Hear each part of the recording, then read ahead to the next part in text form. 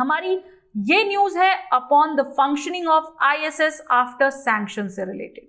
ठीक है, देखिए आईएसएस जिसको कि हम कहते हैं इंटरनेशनल स्पेस स्टेशन, ठीक है, उसको लेकर के काफी दिनों से न्यूज आ रही है। वेस्टर्न सैंक्शंस जो हैं अगेंस्ट रशिया जो कि लगाए गए हैं, ठीक है, यूएस और उसके अलाइज द्वारा, वेस्टर्न अलाइज द्वारा, वो कॉज कर सकते हैं आईएसएस को क्रैश होने में। ठीक है, ऐसा कहना है head of Russian space agency Roscosmos का, ऐसी वार्निंग है उनकी। कैसे, चलिए आइए हम इसको समझते हैं।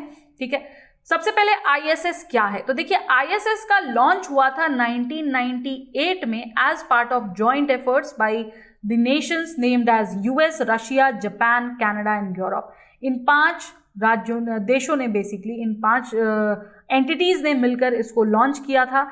जो आइडिया था स्पेस स्टेशन का वो ओरिजिनेट हुआ था 1984 में, ठीक है, और इसे एड्रेस किया था यूएस प्रेसिडेंट रोनाल्ड रीगन ने।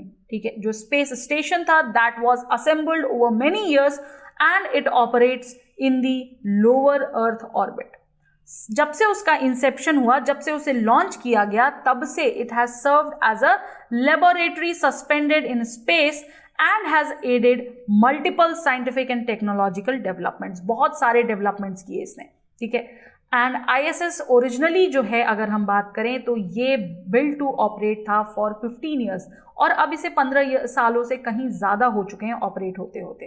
ठीक है, आईएसएस जो है बेसिकली अगर हम देखें तो इसे जो परमिट मिला था दोस्तों, ठीक है, क्यों आईएसएस लॉन्च हुआ था, तो अगर हम इसको ध्यान से रखें तो जो इसे परमिट मिला था क्वांटम लीप्स रिसर्च साइंस को लेकर के, कम्युनिकेशंस को लेकर के, वो था ही इसी उसमें कि जो भी रिसर्च होनी है, science, communication, metals, life saving medicine, वो सारी हो सके और वो सारे मैन्युफैक्चर हो सके स्पेस में।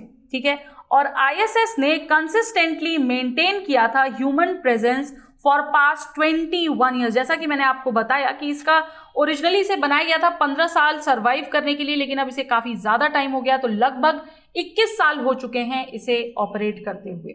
और ये प्रोवाइड करता है एस्ट्रोनॉट्स को with sophisticated technologies for the scientific research purpose. तो काफ़ी इंपॉर्टेंट है हमारा आईएसएस। अब हम जानेंगे इसकी और आगे की क्या कहानी है कि भाई रशिया का क्या रोल है in the maintaining of the ISS.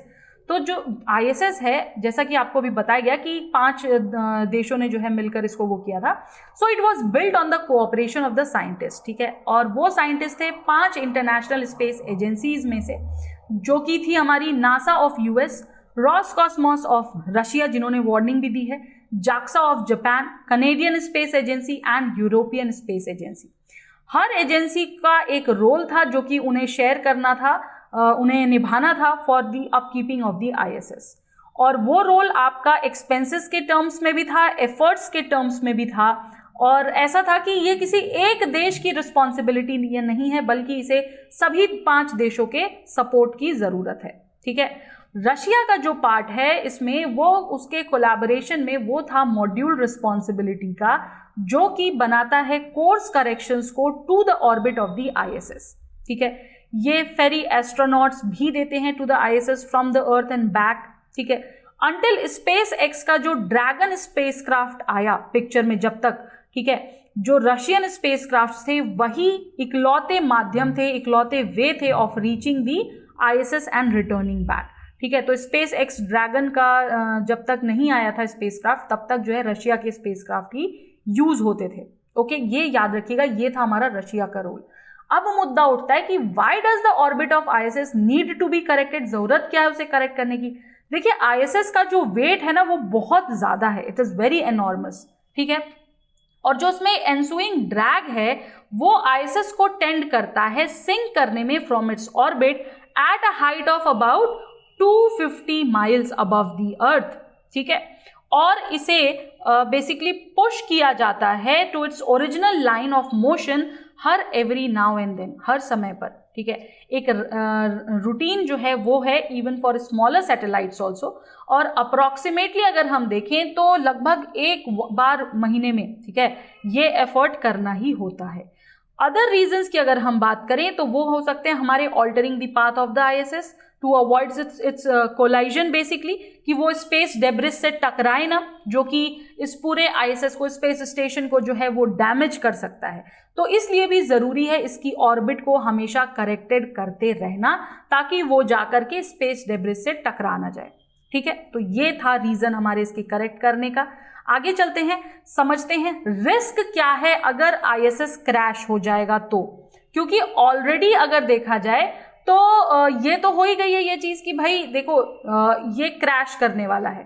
Okay, सो जो रिस्क है क्रैशिंग के, क्या क्या रिस्क हो सकते हैं अगर उसकी हम बात करेंगे, तो जो ऑर्बिट है ISS का वो फ्लाईओवर करता है रशियन टेरिटरीज से। जो ज़्यादातर हिस्सा है उसके फ्लाईओवर का, उसमें आती है हमारी रशियन टेरिटरीज। ठीक है, और जो प्लेसेस हैं that is closer to the equator run, वहां पर एक बहुत बड़ा रिस्क है of it falling in their domain. Okay, जो ऑर्बिट है वो है लगभग 50 डिग्री के आसपास की, और बहुत ज़्यादा प्रोबेबली जो है वहां पर ISS के फॉल करने की भी उम्मीद हो सकती है।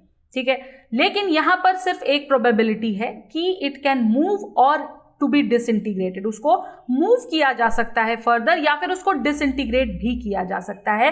बट उस केस में इवेंचुअली क्या होगा कि जो लोग हैं in the ISS they will be brought back, modules can be detached, thereby ये किया जा सकता है कि उसे और स्मॉलर कर दिया जाए, थोड़ा छोटा कर दिया जाए, जिससे कि जो डिसइंटीग्रेशन है, ठीक है, धरती को टच करने से पहले जो डिसइंटीग्रेशन है वो हो सके। ठीक है, तो आई होप आपको समझ में आ गया होगा कि क्या रिस्क हैं क्रैश करने के। ओके, तो चलिए दोस्तों, ये थी हमारी आज की खबरें। आई होप सारी खबर आपको समझ आ गई होगी। निकालो प्रीलिम्स के सेशंस हमारे जा रहे हैं, प्लीज उनको पढ़ते रहिए, नोट्स बनाते रहिए, ओके, और प्रैक्टिस भी करते रहिए। आज के लिए इतना ही, नेक्स्ट सेशन में हम फिर मिलेंगे, लेकिन आज की जो न्यूज थी उसको प्लीज एनालाइज कर लीजिएगा और उसकी प्लीज नोट्स बना लीजिएगा, बहुत इंपॉर्टेंट है।